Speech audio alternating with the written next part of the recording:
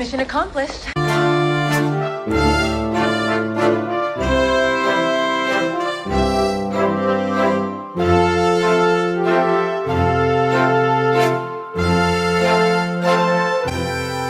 Seat as though I was like,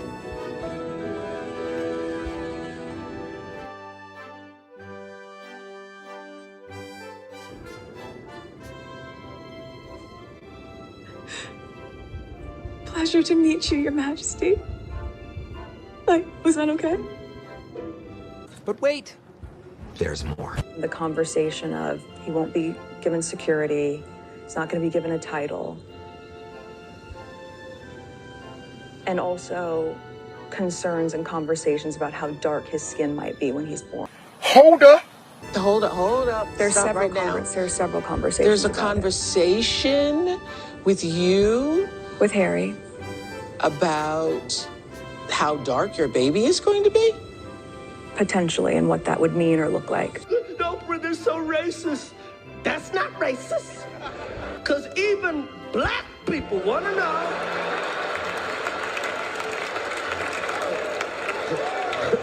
How brown the baby gonna be? That conversation I'm never going to share. Ooh, this is uncomfortable. We'll talk when we get home.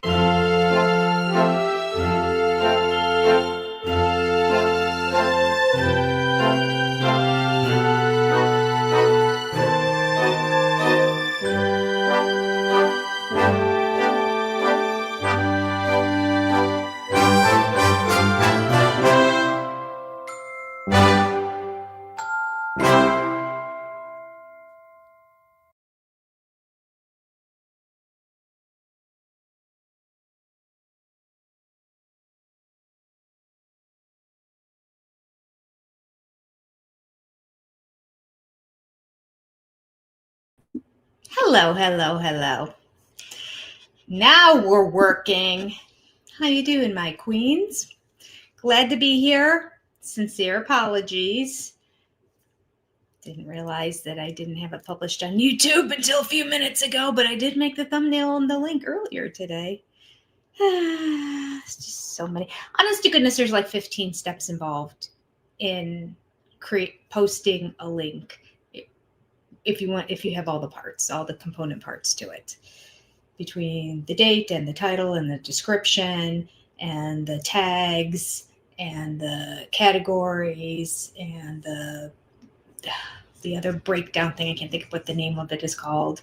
Plus there's like 7 or 8 other things you have to click on in terms of, anyway, all of that. And then sometimes it defaults to just going public right away.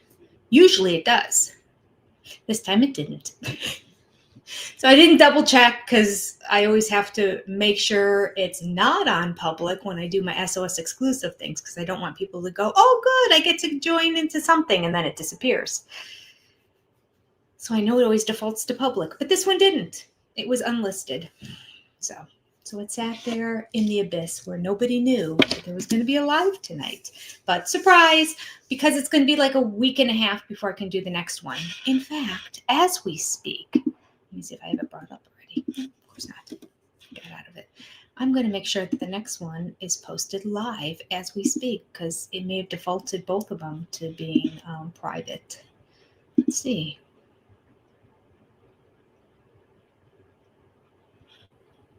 Yep, unlisted it says. Public. So the next one is published as well, which is December 14th. Not sure what date December 14th is, but it was the next time I was available to do a live. So I just didn't want to go all the way until then without seeing you guys. So that's the reason for today's surprise pop-up. Wednesday nights are not going to work for me anymore. And also keep my sanity. So I had to choose one or the other. And I decided if I lose my sanity, then we will just stop altogether. And that would be bad. So to keep my sanity, I need to not do Wednesday nights. All right. And the plan in 2026 is that we will do this the hour before Sister Wives. So it'll be Sunday nights at 8:30 p.m. Eastern Standard Time. That's the plan. All right. Housekeeping aside, welcome everybody. If you weren't here for Sister Wives or for Seeking Sister Wives, I am in Nashville. I am cat sitting.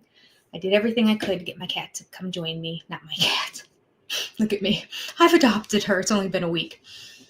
My daughter's cat, who I went with her to the shelter and we adopted it kind of, even though it was her cat. We found her. I helped find her. She adopted her.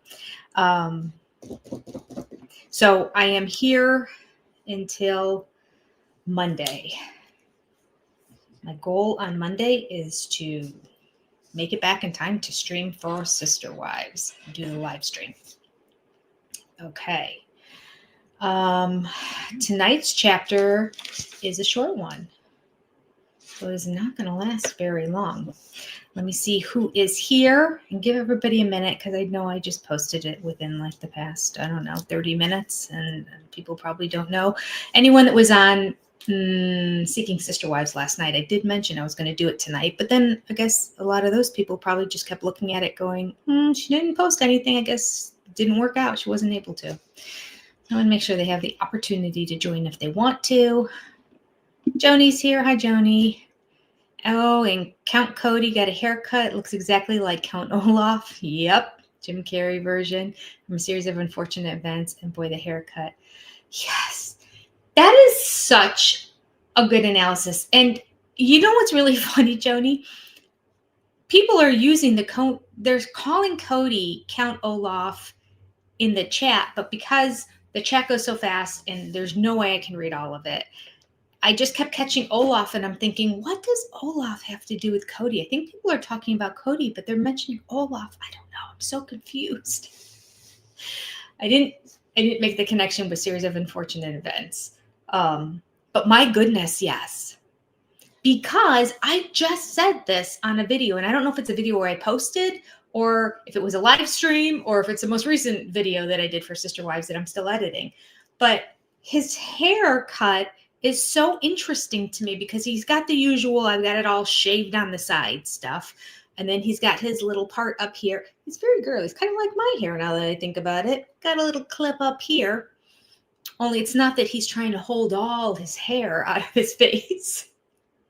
So as not to annoy the live streamers when I keep going like this. This is my attempt to not touch my face and hair so much. But this is all shaved. And then he used to have the curls that hung down in the back.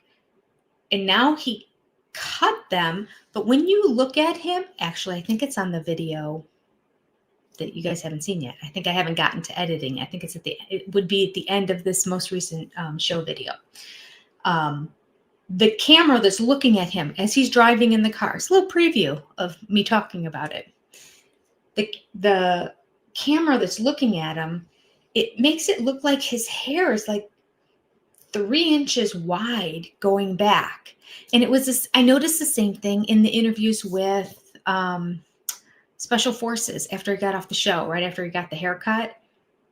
I'm like, does he have it in the bun or does he have it like bunched up and pinned in with bobby pins? I couldn't understand what was happening in the back because it seemed too puffy for just, I got it cut. It was very confusing to me and I could never see it from behind. But then when people keep talking, now that I know what's going on and I'm putting 2 and 2 together, thank you very much, Joni, Count Olaf is exactly what his hair looks like. I just said, why is it so puffy in the back? But that's Count Olaf's hair. It's kind of like sticks out in the back. It's a perfect analogy. Perfect. All right, Susan Shea. All righty, looking forward to tonight's episode. Hello, Jenny and everyone. Hello, Susan. Luzu, 3540. Oprah was willing to lie to the world with Meg. Yes. Or was she? That's what I want to know.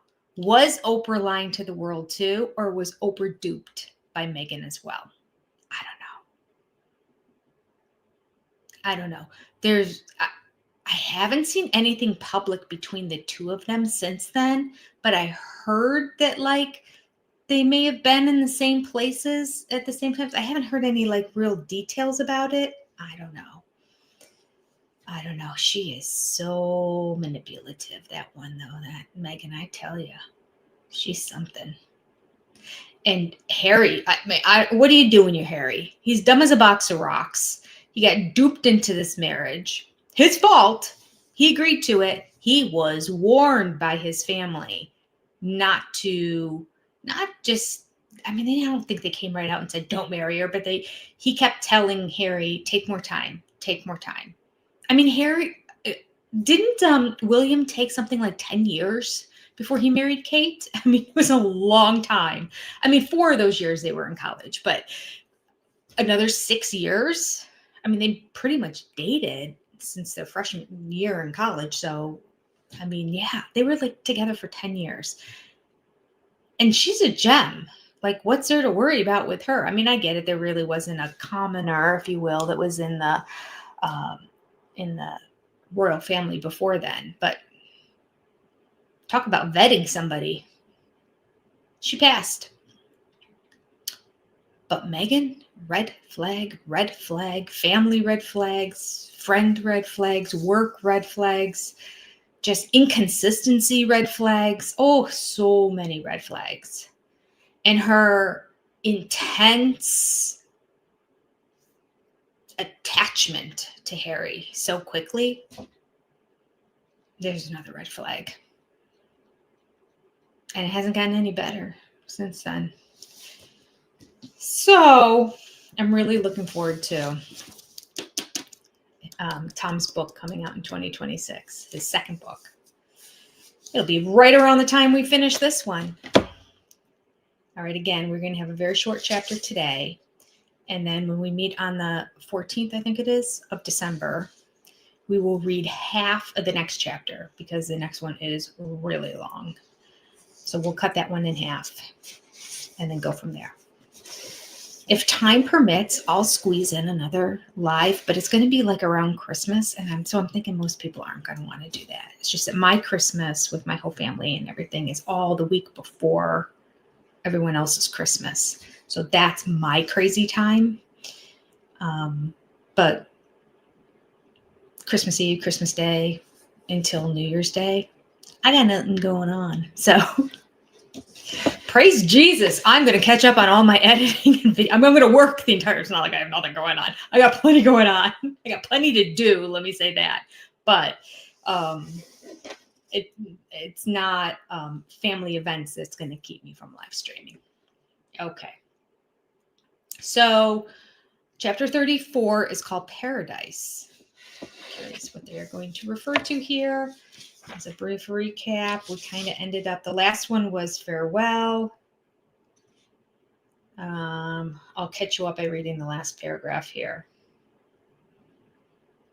Well, this last little section just so that it makes sense.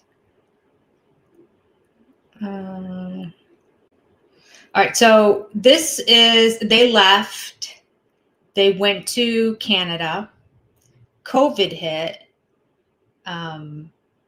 Meghan posted a comment about it. And so there's some snarky stuff in here about how like, oh, we're so glad that this random who married into the royal family is telling us how to keep safe during COVID. Fantastic. Can we get a doctor, please? All right.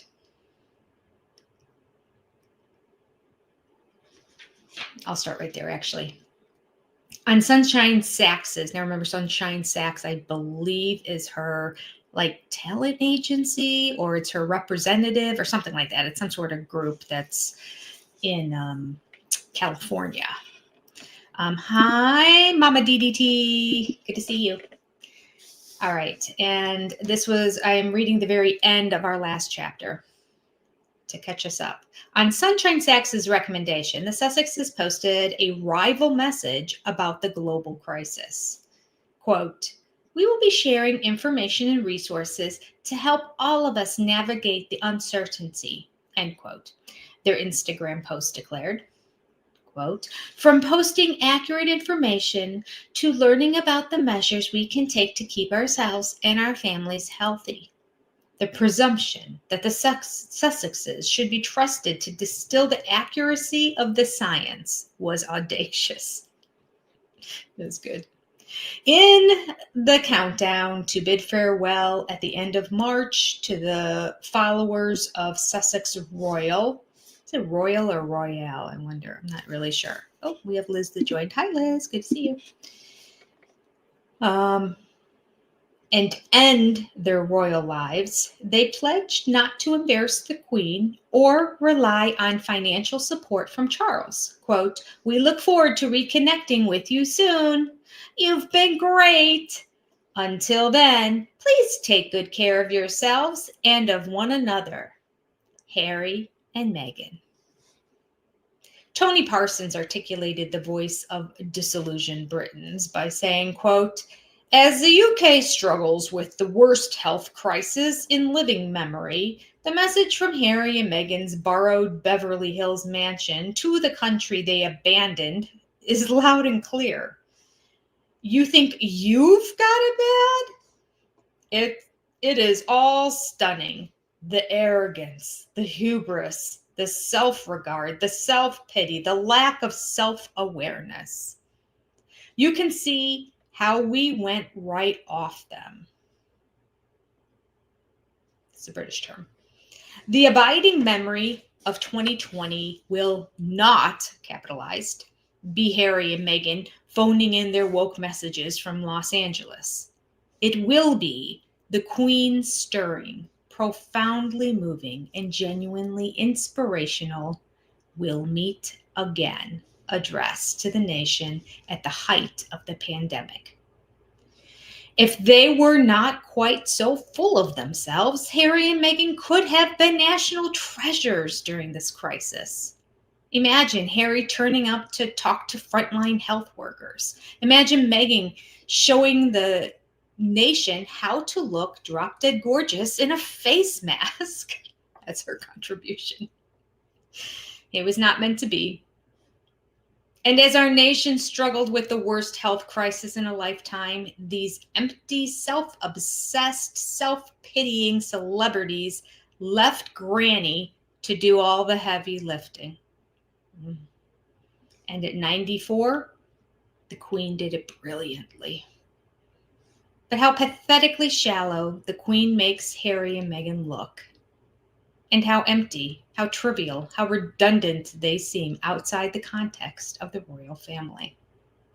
At least, Meghan no longer had to remember to cross her legs when sitting. All right, so that's where we left off. So now we go on to Paradise. In May of 2020, Meghan could say, we jumped. All right, so there was a crisis. Maybe we're going to jump around a bit, because we're not addressing the whole how we're going to get from Canada to, because they went from, did they already get the plane and get to California? Oh yeah, I forgot we read that. Because she said she wasn't going to go there because Trump was there. Yep, all right, they got Tyler Perry's jet, got it. Okay, so she is in California. All right. In May of 2020, Meghan could say she had achieved the American dream. She and Harry bought a 9-bedroom, 14 bathroom, 18,000 square feet hillside house in Montecito, Santa Barbara, for $14.65 million, or 11 million pounds. With 8 acres of lawns and views over the Pacific for what local agents called a bargain price, the property included a gym, a spa, cinema, tennis courts, swimming pool, a child's cottage, a 2-bedroom guest house, and a 5-car garage. Finally, Meghan's hard work had been rewarded with a palace in a part of California's paradise. Her neighbors offered the key to her future. Among the celebrities were Ellen DeGeneres. She's not exactly the height of being beloved in America. She like kind of went out in disgrace with everyone, all the people coming out of the woodwork talking about what a nightmare she was to work with. All right. Among the celebrities were Ellen DeGeneres, the host of a popular daytime TV show. No longer and disgraced. That's the only person they mentioned. Okay. In 2016, Obama had awarded her America's highest civilian honor, the Presidential Medal of Freedom. He gave it to Ellen? The Presidential Medal of Freedom? And what is that for? What did she do for freedom? Odd. Okay. Nearby, Oprah Winfrey owned a house with 40 acres. Oh my. How many acres did they have? 8. Gotta move up to the next billionaire there, Meghan. Get some more acreage. Next to Oprah was her associate and close friend, Gayle King. Oh, I didn't know they lived next door to each other. Did you know that? I didn't know that. A few blocks away was Ted Sarandos, yes, responsible for Netflix's $17 billion annual budget for content. Sarandos lived with Nicole Avant, America's first Black ambassador to the Bahamas, a friend of Oprah Winfrey, and the daughter of Motown's former chairman, Clarence Avant, alias the Black Godfather. All right, I didn't really follow Motown, so I don't really know who that is. But Ted Sarandos, that's so funny. I always think of Ted Sarandos as like the CEO of Netflix. I didn't think of him as just being in charge of, maybe he's both. But you think they would mention if he was the CEO. Ted Sarandos responsible for Netflix's $17 billion annual budget. Okay. I mean, that's why she's got to cozy up to him. Who's ever in charge of the money, that's the most important person, right? Dotted around were Hollywood celebrities, including Gwyneth Paltrow and Katy Perry. The most important was David Foster, the Canadian music producer, living in Montecito with his 5th wife, Catherine McPhee. Foster had become a guiding spirit. David has a really, really beautiful relationship with Harry, said McPhee. They're so cute. They're like father and son. I mean, Harry was probably older than McPhee.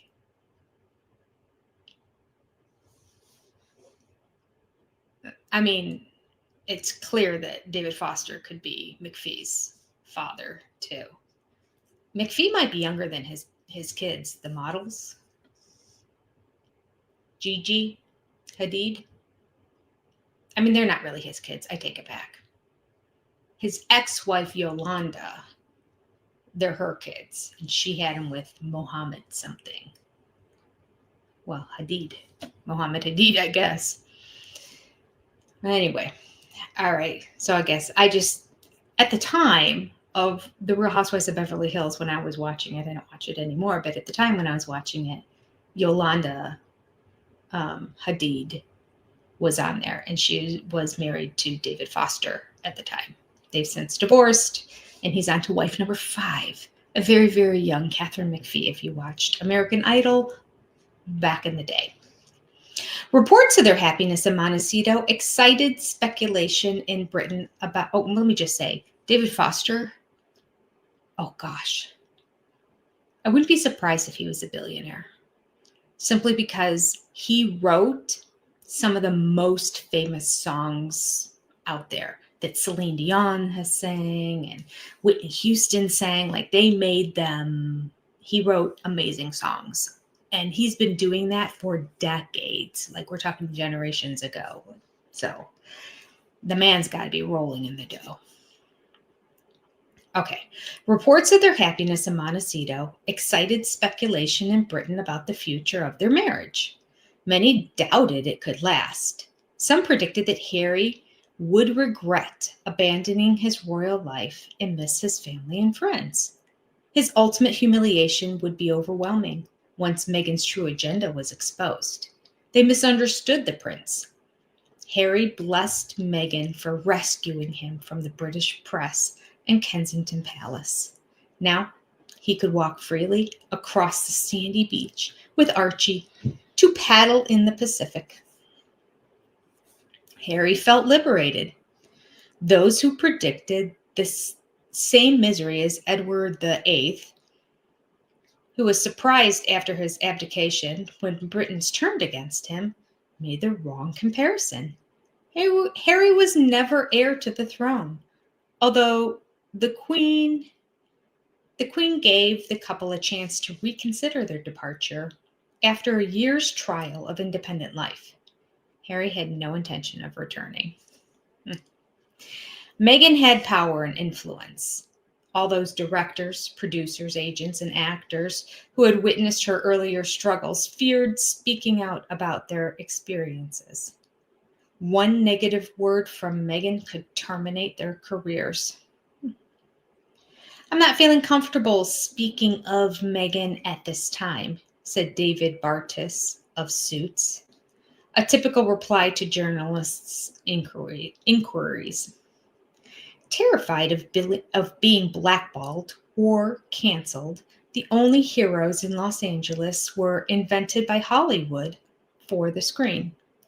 The Sussexes were protected as Hollywood stars, embedded in Hollywood's culture. Both transformed their image into warriors, eager to brave the crossfire. Can I just say that Montecito is not by Hollywood. And it's not like the next city over either. I'm going to look this up. Okay. Just Google. Why does it keep trying to...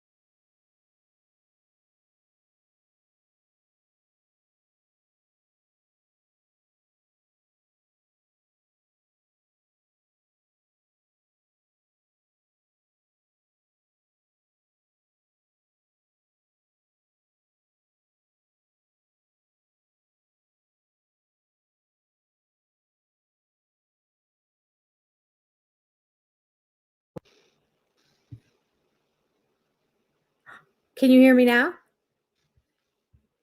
Oh gosh, I don't know when I lost. Let's see. What was the last thing you could hear? Yes, it said my microphone was, I don't know why. It was turned off. Just like that. Just like the other day when I was trying to stream and I couldn't stream. And then all of a sudden it did. It's just doing weird stuff. StreamYard is it's going through some growth pains, unfortunately. It's released a whole bunch of updates of stuff that nobody really needs or wants. And it's just making basic streaming difficult. Kristen, nothing since you got here. All right. Those who were here before, how much did you hear? It's been about 3 minutes. Oh, gosh. All right. Did you hear me talk about... A lot of it might have been me just talking off the cuff.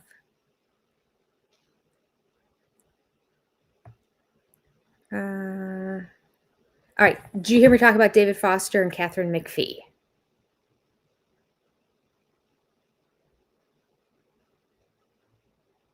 Whatever I said looked fun. I don't even know what I say. I just talk off the cuffs. I couldn't even tell you what I was talking about. I know recently I was going off on Meghan. We'll get there. But did you hear about Catherine McPhee and David Foster? And David Foster, yes. Susan says yes. Okay. All right. So that went through. All right. Maybe I'll just start from there and start reading down. Okay. Talking about his daughter's ages. Okay, yeah. So that was the whole David Foster, Catherine McPhee bit. Okay. So after that, I may have read a little bit of this already that you heard, but I'll just start reading through it and just in case. All right. Reports of their happiness in Montecito excited speculation in Britain about the future of their marriage. Many doubted that it could last. Some predicted that Harry would regret abandoning his royal life and miss his family and friends. Well, that came true, just not yet. His ultimate humiliation would be overwhelming once Meghan's true agenda was exposed. Well, that came to pass too, didn't it? Although he's not admitting it yet. He's still got a stiff upper lip, pretending like it's all good. They misunderstood the prince. Harry blessed Meghan for rescuing him from the British press and Kensington Palace. Now he could walk freely across the sandy beach with Archie to paddle in the Pacific. Harry felt liberated. Those who predicted the same misery as Edward VIII, who was surprised after his abdication when Britons turned against him, made the wrong comparison. Harry was never heir to the throne. Although the Queen gave the couple a chance to reconsider their departure after a year's trial of independent life, Harry had no intention of returning. Okay. Meghan had power and influence. All those directors, producers, agents, and actors who had witnessed her earlier struggles feared speaking out about their experiences with her. One negative word from Meghan could terminate their careers. I'm not feeling comfortable speaking of Meghan at this time, said David Bardis of Suits, a typical reply to journalists' inquiries. Terrified of being blackballed or canceled, the only heroes in Los Angeles were invented by Hollywood for the screen. The Sussexes were protected as Hollywood stars, embedded in Hollywood's culture. Both transformed their image into warriors eager to brave the crossfire. Okay, so this is when I was just saying this whole Meghan's in Hollywood stuff. I mean, when she gets in her car and drives 2.5 hours because she doesn't live in Hollywood or near Hollywood or even in a suburb of Hollywood. Not within an entire, she's counties away. She's not even cities away. She's counties away. She is a 2.5 hour drive from to Hollywood, California. So not exactly. But she is being protected by the Hollywood culture, or at least she was. I feel like things are slipping now and people are starting to get a little bit of loose lips. which I'm here for. I am here for them talking about her. Oh, I thought that was my, listen, if anybody needs to have a protein drink, I have tried all of them. And I found one that's okay, and it's fine, and it's at Costco, and it's like chocolate milk, it's ish. But I always have to have like a piece of toast or something with it in that because it's fine. But at Costco this week, at least here in Tennessee, I should have my husband check and make sure it's on the shelves back home, because if they're not carrying it at home, because they had the dinner rolls down here, they do not carry the dinner rolls anymore back where I live, which I'm going to go talk to the bakery and to the department and fill out one of those how are we doing things that they have at Costco and let them know, listen, I thought this was a Costco decision. I didn't know it was your decision to get rid of the dinner rolls. I've been eating an entire bag, Costco-sized bag of dinner rolls from their bakery for the whole week. I swear, I think I've been eating like 8 a day. Oh, God. My waistline after this week is not going to be good. But that's not even the best part. I say that to say I'm worried that this other thing that's here at Costco down here in Nashville is not going to be back home in Ohio. They have this protein drink that comes in a can, and it's like a blackberry, maybe it was blueberry. I don't even like blueberry, but I love this stuff. And it has 30 grams of protein in it. Comes in a can. It tastes like a sparkling clear soda water. If you're interested, I'll go get one before we get off the live stream. Anyway, that's what I thought was in this cup, and it wasn't, so I'll have to get one afterwards. So I was a little disappointed because it's like, not only is it good, it's a freaking treat. I'm sure it was expensive. It tastes way too good to have 30 grams of protein in it and not be expensive. But I'm telling you, if I have to do another live stream every week, I'm going to do it to pay for this stuff. It's so good. Oh, do share, Kristen says. I will. It is so good. I mean, maybe they probably have it in other stores, not just Costco, now that I think about it. It's just probably cheaper at Costco because the case is probably bigger. But I opened up the case. I have all the cans in their refrigerator. And I'm like, I could drink 7 of them a day. I think that much protein would probably not be good for my body. And it's probably extremely expensive. So I'm restraining myself to between 1 and 2 a day. When I feel like treating myself, I have a second one. Oh gosh, it's good stuff. Good stuff. And it's so good that I'll put it into here and it'll fill it up to about here. I'll fill the rest with ice and water. It still tastes amazing. That's how it has some sort of sweetener in it. It does have an artificial sweetener in it, obviously, because it tastes so good. Well, or does it? It has 130 calories. It's not calorie free. So maybe it does just have like natural sugars or something. I don't know. Oh, it's good stuff. I will let you know. I'll let you know at the end of the day. Don't let me forget because, brain doesn't work. Senior. Okay. Squirrel. I love sharing when you find a good thing, though, right? I just want everyone to know about it. All right. So Harry had no intention of returning. Oh, and then this David guy, everyone in Hollywood was keeping their mouths shut because they didn't want to be blackballed because they figured, well, she's royalty, so we can't say anything negative about her. Harry had been persuaded by Meghan about the evils of white privilege and the justification of Black Lives Matter. My wife said recently, Harry told the young people being honored with Diana Awards in July of 2020, that our generation hasn't done enough to right the wrongs of the past. I am sorry. Sorry that we haven't got the world to the place that you deserve it to be. Institutional racism has no place in our societies. Yes, it is still endemic. Unconscious bias must be acknowledged without blame to create a better world for all of you. Harry was echoing a speech that Meghan had given 2 weeks earlier in a video about Black people killed by the police.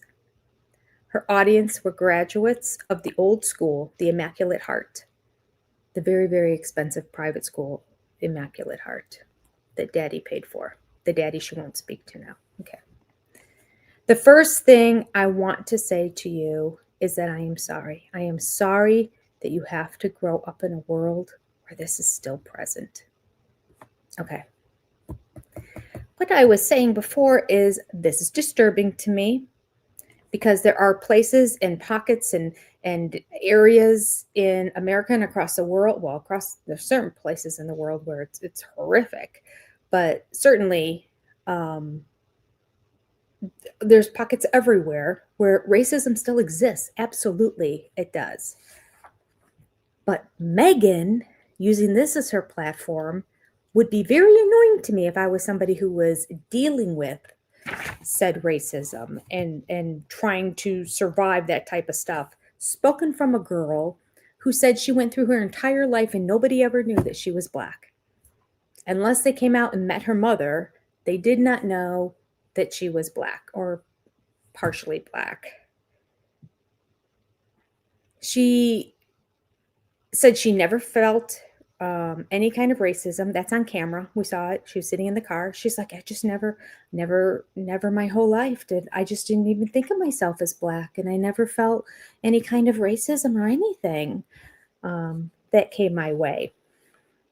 Maybe her argument would be if they knew she was Black, they would be meaner to her. You think? That could be.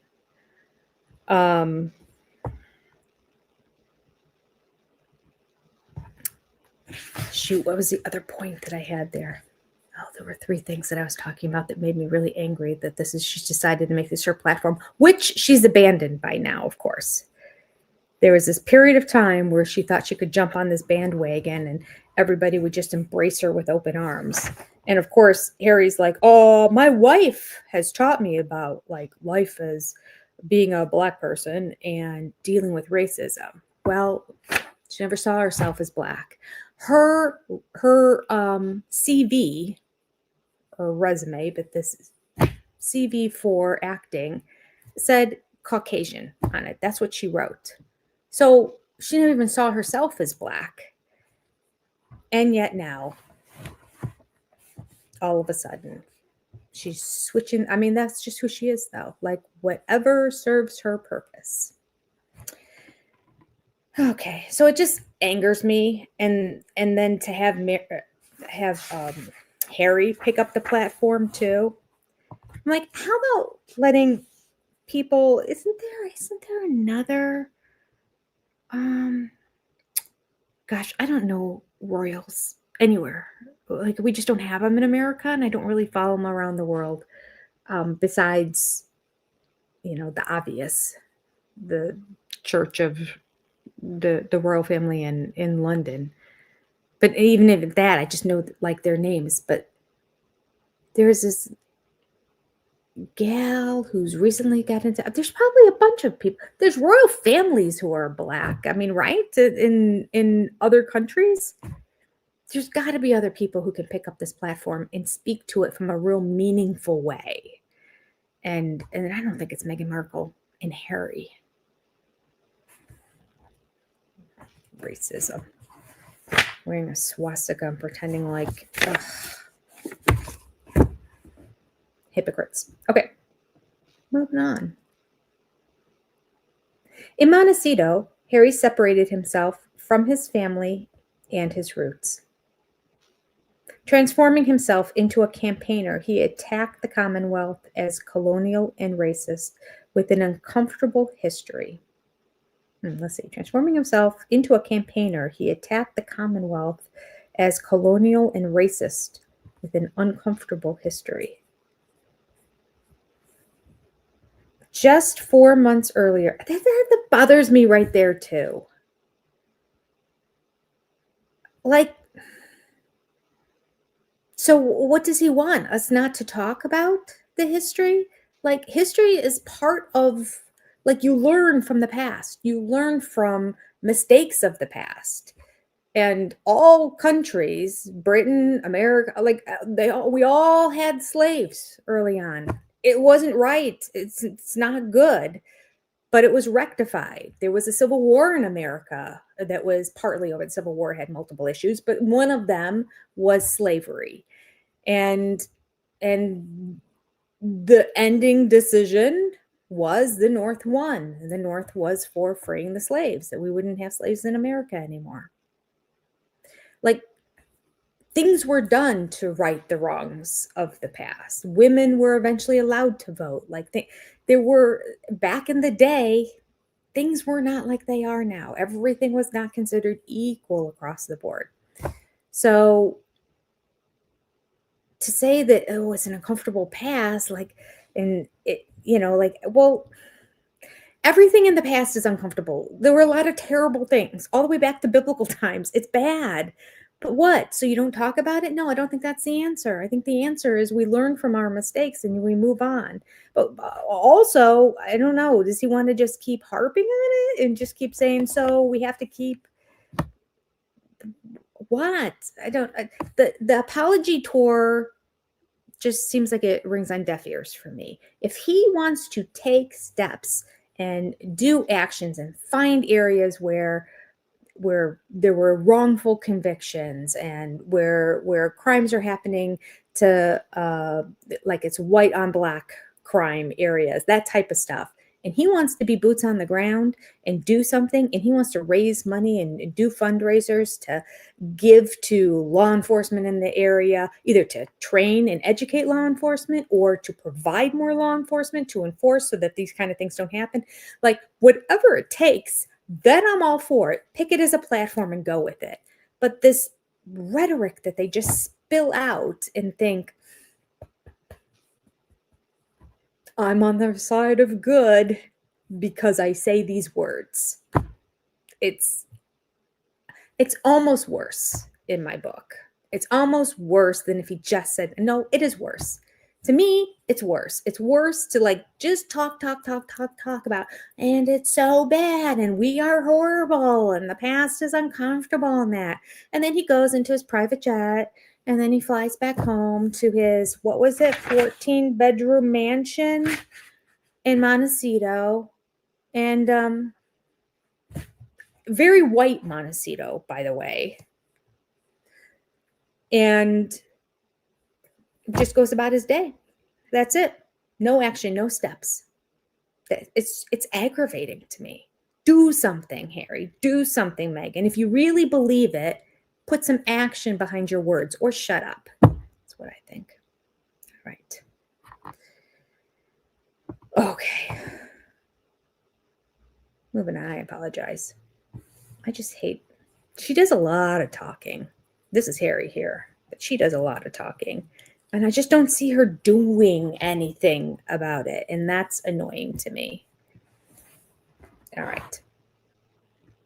In Montecito, Harry separated himself from his family and his roots, transforming himself into a campaigner. He attacked the Commonwealth as colonial and racist with an uncomfortable history. Just 4 months earlier, as vice president of the Commonwealth Trust, he had spoken with unquestioning praise about his grandmother's achievement. Whichever way the wind blows, or whichever way Meghan tells him he should think on any given day. He really doesn't seem that smart. And she's so manipulative. Oh, it's just a combustible relationship. It's just not good. It's not good.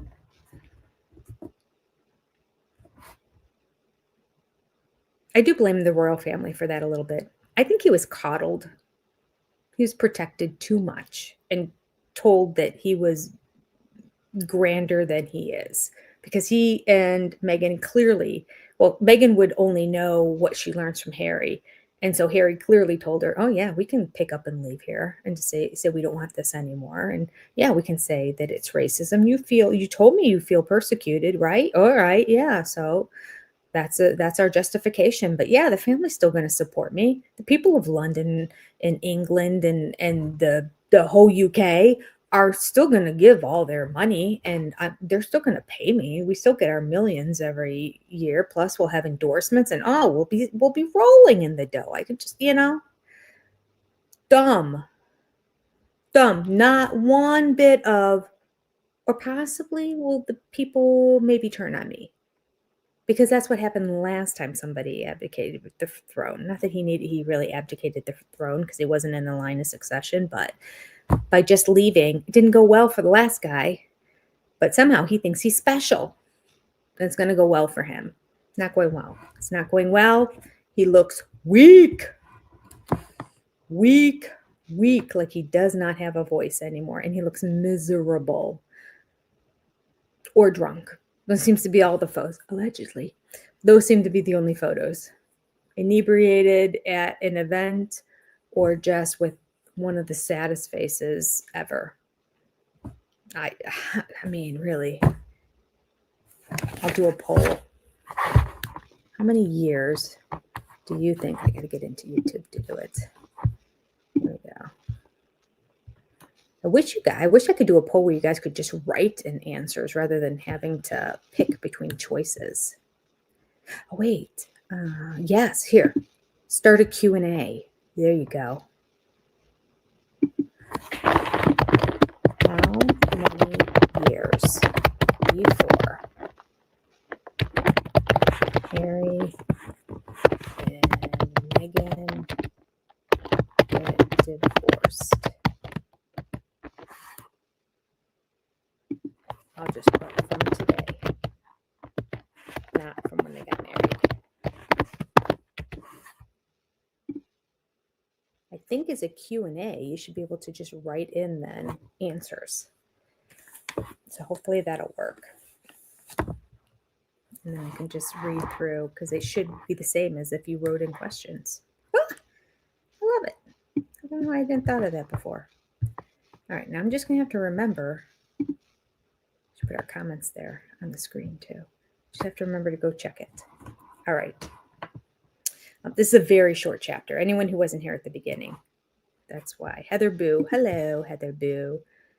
Slaves have been in existence for thousands of years. Every conquering clan made slaves of their prisoners. Yeah, I mean, it was just how it was in the past. It just was. It's not right.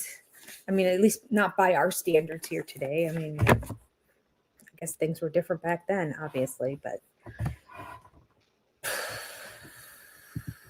it just seems like that's how it was. It wasn't right. It wasn't good. Just like right now, how some things are not right and not good. 20, 30, 40, 50, 60 years from now, people are going to look back on this day and be like, what did people do? What did they get away with? Yeah. But anyway, the answer is not. Let's say it was a stain and horrible. And he implies in that, like, we don't discuss it anymore. We don't dwell on it. That I agree with. We don't continue to act as victims. That I agree with. But I think it's a very important part of our history. It should be in history books, just like all the sins of the past. And we move on. Okay.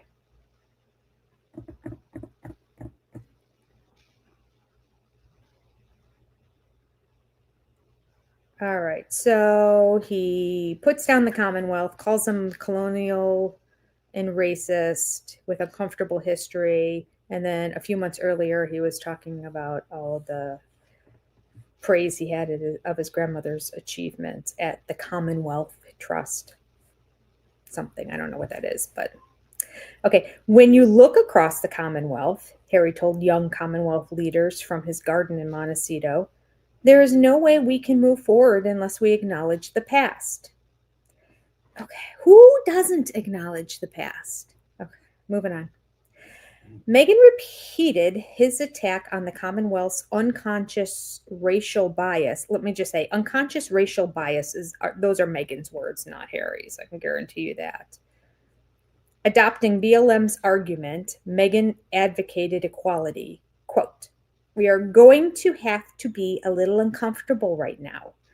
Because uncomfortable is like their new favorite word, isn't it? Third time they've quoted it at a speech. We're going to have to be a little uncomfortable right now because equality does not put anyone on the back foot. It puts us all on the same footing, which is a fundamental human right. What the F does that even mean? What is she trying to say? We're going to have to be a little uncomfortable right now. Okay, so I think we're going to talk about racism, and I think it's her way of trying to put a flower, making it spray perfume on it. Because equality does not put anyone on the back foot. It puts us all on the same footing. Well, that's by definition, equality is the same. Well, how stupid is she? Equality doesn't make things unequal. It's equality is when things are equal. Oh my gosh. It sounded dumb when I first read it, but now that I analyze it, it's horrible. So stupid. She just said, equality is not when things are unequal. It's when they're equal. Which is a fundamental human right. Good golly, she just took about 50 words to say what she could say in like 4. Quality is important. 3. Moving on. Both, I guess meaning Harry and Meghan, possibly confused the Commonwealth, a voluntary organization embracing 1/3 of the world's population to rectify inequalities of the past, with the British Empire. Some blamed Nicola Brentnall, the Commonwealth Trust's chief executive, for encouraging their criticism. She resigned soon afterwards. Their spokesman, Omid Scobie, shared their criticism. The Commonwealth, he wrote, existed to uphold white supremacy. I don't know the history of the Commonwealth. I'll be honest with you. I can't. I'll go on. 1 month later, I just find it hard that the Commonwealth was actually developed to promote white supremacy, and it's something that we still have. Something seems off there. Do I have any of my British people here in the chat that know more about the history of the Commonwealth? Okay. No, not yet. Okay. Go to the live stream.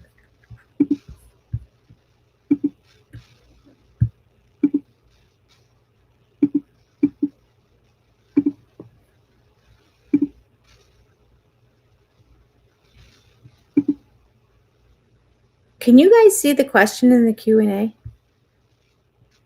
Oh, yeah. Okay, there's an answer. Kristen wrote 5 years. Okay. 5 years from today, Kristen thinks. It's the first time I've ever done one of those, so I wasn't sure where everything is. Okay. Here we go. Where are we?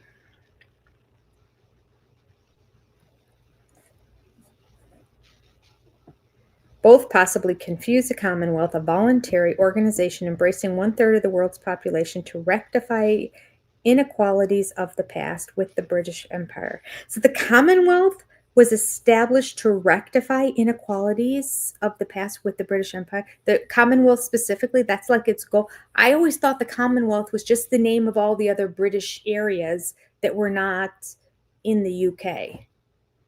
So like the Commonwealth included Canada and Africa and I don't know, maybe some British Isles. It's what I know. Bahamas are part of the Commonwealth. I always thought that was just the name of everything that's outside of the UK was considered Commonwealth. I didn't realize it's a voluntary organization embracing 1/3 of the world's population to rectify inequalities of the past. I need a history lesson. That's new to me. With the British Empire, specifically. Some blamed Nicola Brentnall. I'm repeating a little bit here, but we're near the end. The Commonwealth Trust's chief executive, for encouraging their criticism. She resigned soon afterwards. Their spokesman, Omid Scobie, shared their criticism. The Commonwealth, he wrote, existed to uphold white supremacy. Well, that's just the opposite of what they wrote as their is what's his face wrote as the definition of the Commonwealth. The Commonwealth, he wrote, existed to uphold white supremacy. Okay. 1 month later, both partially corrected themselves. Okay. They're both wrong. All right. In a video conference, Meghan gushed about her incredible pride to work with the Commonwealth, but still urged Britain to right the wrongs. Even Meghan could not have anticipated how her sentiment would be echoed in the Commonwealth, especially in the Caribbean, a cauldron of growing resentment against Britain, the white colonialists who rejected their demands of reparations for the slave trade.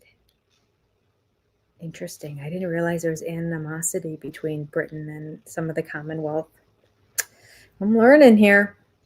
The couple's declarations coincided with a further draconian lockdown across the world to stem the spread of COVID. Britain was in crisis. Deaths were increasing. The economy was in free fall, and suffering was widespread.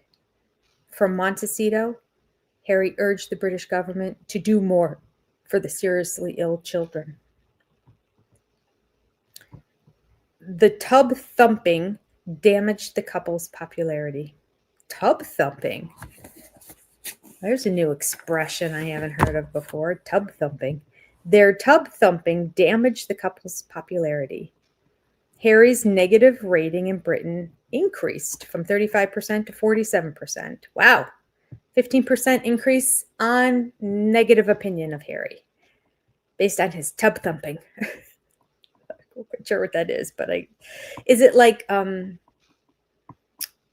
like standing on getting on your, not pedestal, but soapbox, like getting on your soapbox and preaching? Is that what tub thumping is? Meghan's negative rating increased from 46% to 59%. Oh, she did even better in increasing her negative rating. Well, 16%. 12% for Harry, 16% for Meghan. Their positive ratings fell to the mid 30%.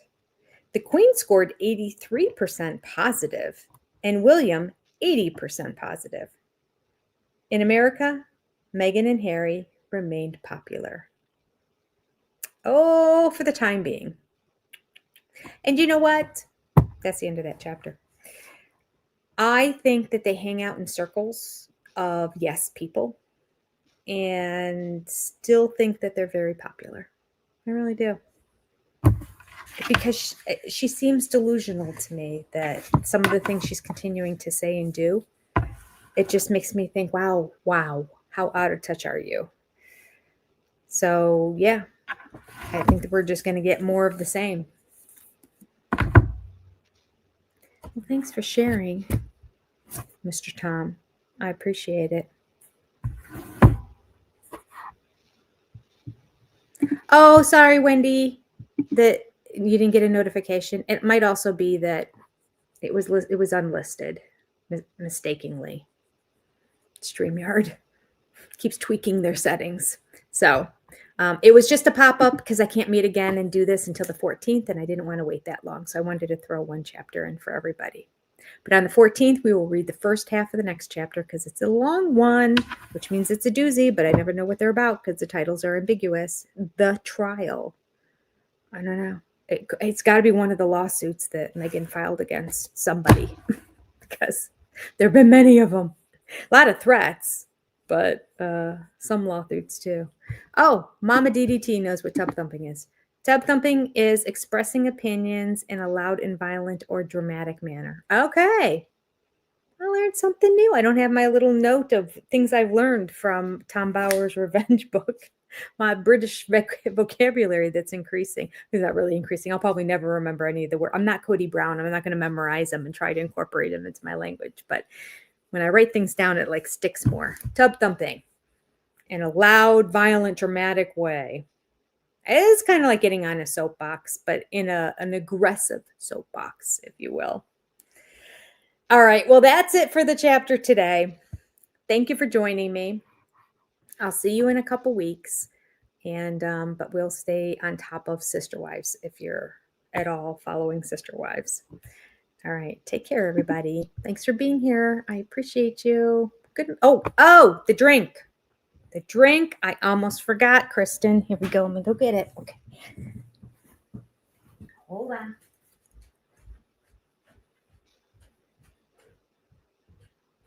I'm coming.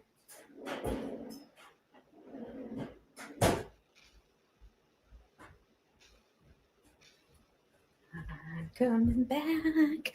All right. Anybody who needs to increase their protein and are tired of eating a ton of meat, or if you have to keep your fat content down or your calorie content down, this is called, it's by Genius Gourmet, and it's sparkling protein. The flavor is blue raspberry lemonade. Let me tell you, I'm not even a fan of raspberry. Raspberry is one of the lower berries. I like berry flavored stuff, but raspberries are like, they're a little too tart. I'll even take a pomegranate before I'll take a raspberry. But this stuff, amazing. Amazing. 30 grams of protein in this can. 30 grams. 0 sugar, which means it has an artificial sweetener in it. I will let you know what it is. Sucralose. So here are the ingredients. Carbonated water. Okay. Whey protein. Bovine collagen peptides. It's good for wrinkles. L-malic acid. That I don't know what that is. Citric acid from cassava. Phosphoric acid, natural flavors, sucralose. I believe that's Splenda. Isn't sucralose Splenda? I think so. Mushroom extract to preserve quality. And then all it says is it contains milk. That freaked me out a little bit when I was buying it because the case was big. And I'm like, it contains milk? But that's because of the protein. It's like a milk-based protein. It's not a vegetable-based protein. And has less than 5 milligrams of cholesterol, 95 milligrams of sodium, so it has some electrolytes in it, less than a gram of carbohydrates, 30 grams of protein. It does have traces of vitamin D, calcium, iron, and potassium as well, but not a significant source of them. So it just has them listed as extra. Oh my gosh. No, it's not a drink, Wendy. Is that why you wanted me to show you? Are you the one that asked to see it? No, it's not a drink. I still treat myself to it. Well, you know why I treat myself? Because it's 130 calories. So that's, from the protein, really, because it does have sucralose in it for sweeteners, and there's no other sugars at all in there. So I try not to drink my calories. That's like just a goal. That's why I don't drink in general alcohol, because I really struggle. I would just eat everything in sight if it were up to me. So I choose to not drink calories so I can eat more food. But this is amazing. So if you struggle getting protein in, and if you're somebody like me that makes yourself drink one of those chocolate proteins or whatever flavor protein drinks every day, obligatory because I have to increase my protein amount, you're going to love this stuff. So good. Blue raspberry lemonade. I have no idea how much it cost. I'd have to go all the way upstairs and get my purse. So look it up on my Costco receipt. I'm sure it wasn't cheap, but it was good. Yep. Try it out. Let me know next time we get together. Tell me your experience. I got it at Costco, but I'm sure that it's available at other grocery stores too, and probably in smaller quantities. But I'm sure your best value is going to be to get the case at Costco. All right. Have a good evening, everybody. I'm going to not start. I'm going to go back to editing my Sister Wives review. And then eventually I'll get to my last Seeking Sister Wives. But since I posted 2 of them today, that's what I did this morning. I did 2 of them this morning. So I haven't recorded the last one. What am I talking about? I can't edit that one. I haven't even recorded it. I'm going to work on the Sister Wives one now. All right. Take care. God bless. Adios. And I'll see you soon. Bye, everybody.